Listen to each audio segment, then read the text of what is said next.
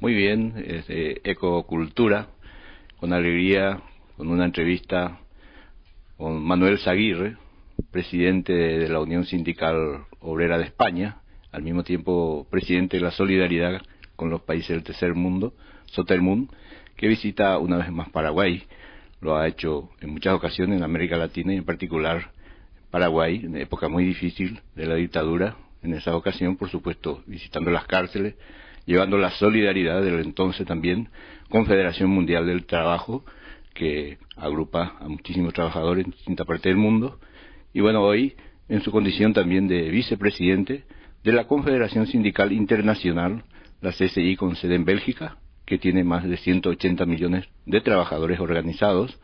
nos visita. Y entonces estamos consultando justamente Manuel Zaguirre. Bienvenido. A ver cómo está. Bueno, muchas gracias también por la oportunidad de dirigirme al pueblo paraguayo a través de Ecotelevisión y el instrumento de una fundación tan importante y con proyección internacional como esta, ¿no? Estoy a la orden. Los temas que está tocando, desarrollando en nuestro país en este momento. Bueno, es una estancia relativamente limitada de 3 días. El compañero y amigo que me está entrevistando se encarga de que no me aburra, porque en 3 días pues puede haber 50 reuniones y entre actividades y todo, pero bueno, siempre es más liviano que cuando me invitó a venir en pleno proceso constitucional después de la caída de Stroessner, que recuerdo que en día y medio tuvimos 62 reuniones para informar yo de la experiencia constitucional española en la transición de la dictadura a la democracia, que se pensaba que podía ser una opinión de interés en la transición de la dictadura de Stroessner a la democracia aquí en Paraguay, transición que a mi modo de ver todavía sigue abierta y no ha concluido en Paraguay, porque es un poco abusivo, si se me permite, hablar de democracia con mayúscula en este querido país del Paraguay, donde hay tantos déficits de justicia social, de redistribución y tanto superávit de pobreza, de exclusión, de campesinos sin tierra, de niños en estado de abandono en las calles, de mujeres simplemente tratadas con una gran indignidad. Es decir, democracia con mayúscula es justicia social unida indivisiblemente a las libertades, ¿no? Entonces, hablo con todo el cariño del mundo, no es ninguna injerencia, aunque yo no sea paraguayo, me vincula a este país y a esta clase trabajadora y a este pueblo muchas décadas, intentando hacer un humildísimo aporte para sacar al país de la noche horrible de aquella larguísima dictadura y ayudar humildemente también a abrir horizontes de luminosidad, de desarrollo económico, de desarrollo social y educativo del país, de erradicación de la pobreza, etcétera. Un poco estamos en eso, y en esa perspectiva pues he participado en Asunción de un congreso internacional sobre derecho del trabajo y seguridad social, una de las palancas claves para el despegue y la construcción del Paraguay nuevo, del Paraguay del futuro. Voy a estar en un congreso de educadores que probablemente aperture el presidente Lugo, sería un gran honor para todos, que empieza el lunes por la mañana,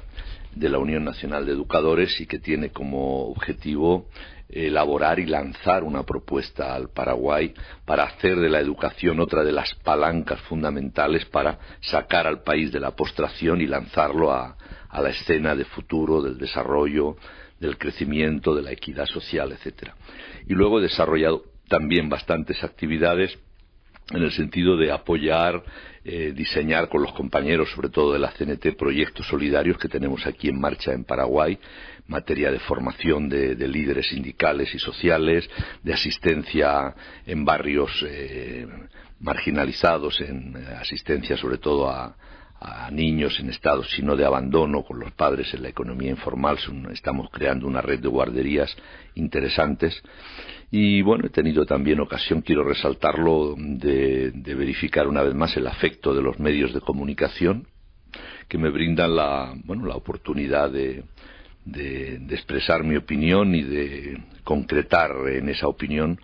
la voluntad, humilde pero muy sincera de contribuir al desarrollo y a la conquista del futuro por parte de este pueblo, y hacerlo con un apoyo sincero, sin servilismos ni vasallajes, un apoyo sincero al presidente entusiásticamente elegido hace ahora un año por los paraguayos, pero también diciendo que la mejor ayuda del presidente Lugo se la tiene que brindar él mismo para que podamos, digamos, hacer eficaz la humilde ayuda de todos los demás, especialmente de los que fuera de Paraguay pues creemos en él, en América Latina, en Europa, en España sobre todo, y confiamos en que él pueda liderar esa esperanza que el pueblo... ¿Qué hace falta, Aguirre, para que eso se cumpla? Pues yo creo que todo lo que sea diálogo y participación y tener en cuenta las aspiraciones, los deseos de los sectores populares que contribuyeron a la victoria del presidente Lugo es imprescindible. Bueno, no digo que no se esté haciendo, eso se tiene que estimular mucho más. Él tiene también, sin ningún tipo de sectarismo, es el presidente de todos los paraguayos y eso obliga mucho. Me imagino que él será consciente de que hay muchos paraguayos que no merecen tenerlo como presidente, pero bueno, es el presidente de todos los paraguayos, pero tiene que saber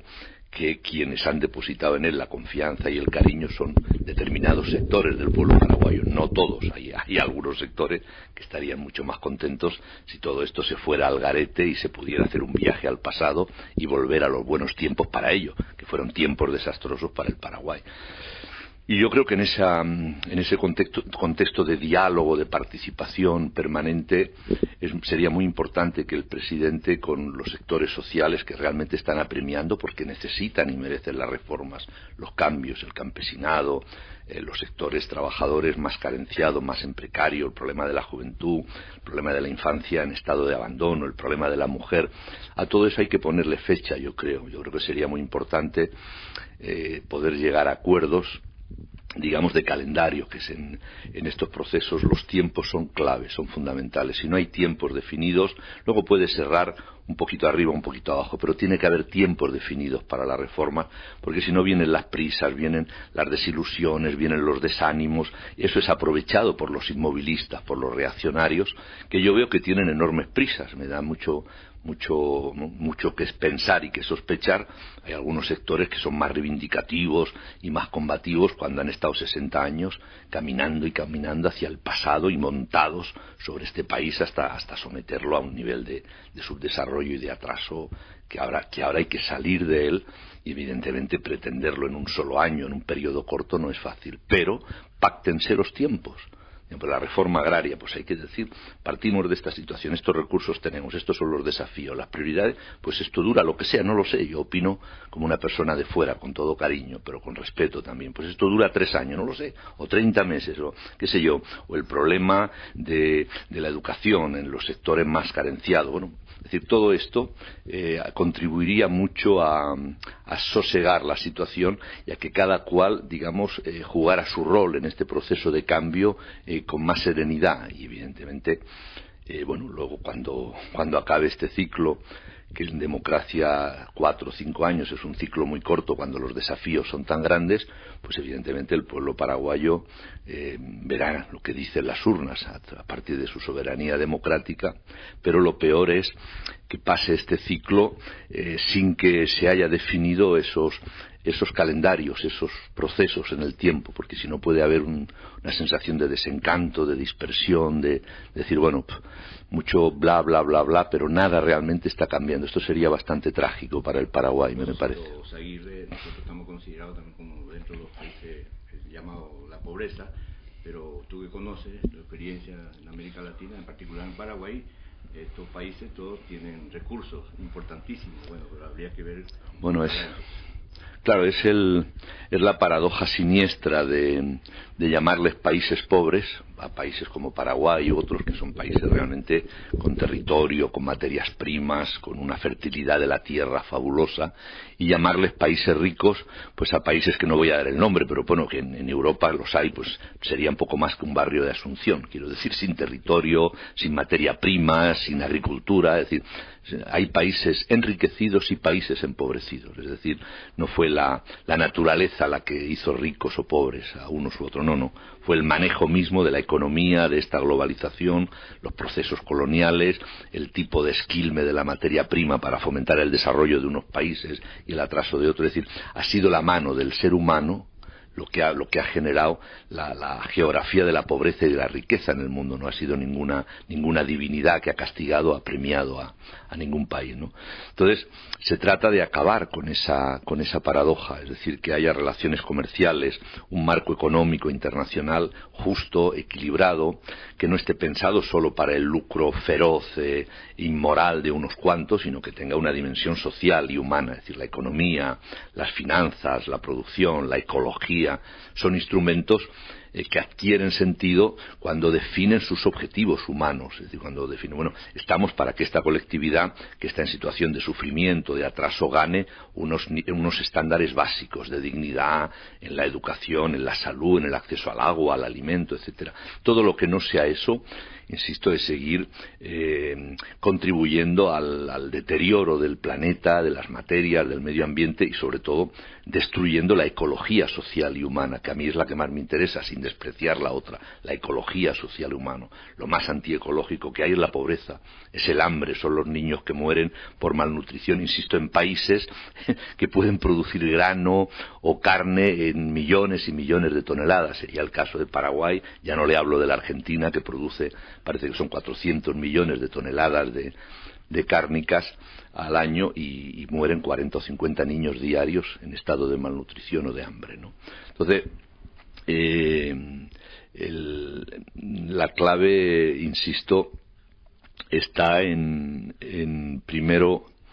que expresiones o experiencias como Mercosur se generalicen, primero que toda América Latina sea un gran espacio económico, porque sería una de las grandes potencias del planeta. Una América Latina integrada sería quinta o sexta potencia mundial, con Brasil, con Argentina, también con Paraguay, con México, con las grandes potencias, claro, todo eso integrado sería clave, porque país a país se supone un nivel de desigualdad y un nivel de debilidades que prácticamente es insalvable. Brasil puede intentar solo la aventura de ser un país emergente, pero tampoco se puede equivocar o pecar de arrogancia. La emergencia de Brasil está en tanto en cuanto es parte de un todo más amplio que se llama América Latina o Iberoamérica, por los lazos de la cultura, de la historia, de la sangre. Es decir, todo eso tiene que ser capitalizado en un proceso de integración latinoamericano, no solo lo economicista, lo mercantil, pero a mí me parece vital. Y a partir de ahí se puede empezar a hablar de una potencia que en su ámbito produzca y redistribuya con más equilibrio, porque, insisto, país a país y con las tremendas desigualdades que se dan en este continente, la aventura es casi imposible, sobre todo para los países pequeños, las economías más debilitadas o más golpeadas, es un desafío prácticamente imposible abrirse camino en una economía global, competitiva, donde es la jungla, la ley del más fuerte. A propósito de eso, seguir el tema de la Unión Europea, porque hablaste de Mercosur, claro, nosotros llevamos apenas algunos años, pero la Unión Europea con varias décadas y hay una solución, aparentemente hay una proyección en toda la política en general y bueno, eso se va aumentando las poblaciones ya que van ingresando más países de Europa. Claro, la globalización. Claro, la Unión Europea tiene muchos defectos y muchas carencias y muchas insuficiencias todavía, eso es cierto. Pero yo por mi trabajo tengo que viajar, conocer realidades nacionales y culturales y sociales muy distintas y en todas partes la gente me dice, oiga, deme la Unión Europea con sus carencias, con sus limitaciones, con sus insuficiencias. Es decir, ya lo arreglaremos lo que falta. Pues claro, lo que le intento decir es que la Unión Europea, sin ninguna arrogancia, pero es un cierto modelo para mucha gente. Empezó de a poquito para intentar evitar el riesgo el cíclico de las guerras tan destructivas en Europa. Empezó integrando lo más básico, el carbón, el acero, luego un poquito más, y después de medio siglo, reparen que es medio siglo, Mercosur tiene apenas, no sé, poco más de una década, son 27 países, habrá algunas ampliaciones todavía más. Claro, 27 países tiene algo de quilombo, como dicen aquí, es cierto, es más fácil cuando son 6, pero ya son 27. Bueno, y el quilombo se resuelve hablando, participando, compartiendo dentro de un espacio y de un proyecto común. Entonces, si se ha hecho allí, con todas las limitaciones que ustedes quieran, ¿por qué no se va a hacer aquí en América Latina, o en África, o en otros ámbitos, donde hay afinidades culturales, geográficas, históricas, también económicas, productivas, y sobre todo hay necesidades comunes? Este es el continente más rico del planeta, América Latina. pero es a su vez el más desigual y el más injusto. Luego los problemas son de naturaleza política, son de naturaleza de administración de la economía, de redistribución de esa riqueza que está a la vista, está ahí. Eso no lo puede hacer país a país compitiendo con los otros, es absurdo, es la ley de la jungla. Y en la jungla no siempre vence el león. Digo esto porque mis entrañables amigos brasileros a veces hay que insistirles en este discurso, porque tienen un poco la tentación. Ahora, por ejemplo, muy importante, Brasil ha conseguido los Juegos Olímpicos para el 2016 en Río de Janeiro. Yo le juro que no tengo ninguna tristeza porque no lo haya conseguido Madrid. Creo que Madrid nunca tuvo chance en este tema. Ellos mantuvieron la candidatura, el alcalde de Madrid, pero era absurdo. En Madrid no podía ser porque serían dos Juegos Olímpicos seguidos en Europa. Londres, ahora Madrid, en España, en tan poco tiempo, 2 veces los Juegos Olímpicos, es ridículo. Barcelona, en el 92, ahora Madrid. Era Río, la candidatura estaba cantada porque nunca se han hecho en América Latina, pero reparen en esto, no es Brasil, es América Latina. ¿Cierto?